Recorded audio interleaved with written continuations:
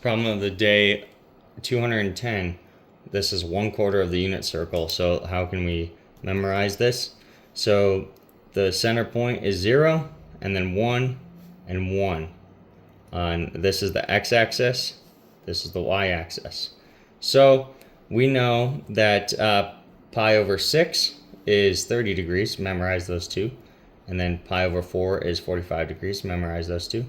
And pi over 3 is 60 degrees. Memorize those two. And then pi over 2 is 90 degrees. And then since it's going up, and this is the x-axis, we know that it only goes up slightly with 30 degrees. That I memorized 30 degrees. So that is root 3 over 2 to 1/2. So it went up slightly, only to 1/2 for the y term. And then the x term is quite a ways still above 1/2. So that's why it's root 3 over 2. And then we know halfway, or 75% of the way, is root 2 over 2, root 2 over 2, and that's 45. That's easy to remember that those are the same both ways. And then we got the same thing but opposite now for our x and y for pi over 3 or 60 degrees. So we got 1/2. This is 1/2 of, because you're moving it up.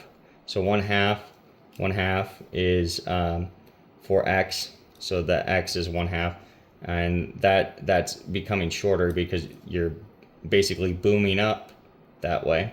And then the root 3 over 2 is in the y term because you're becoming closer to that 90 degrees. And then of course at 90 degrees it's 0 and 1 because x is 0 and then y is 1. And then at 0 degrees it's 1 and y is 0. X is 0 here, y is 0 here. So I hope that helps. You memorize 1/4 of the unit circle, and then you kind of flip it over to each quadrant, but we can go over that later.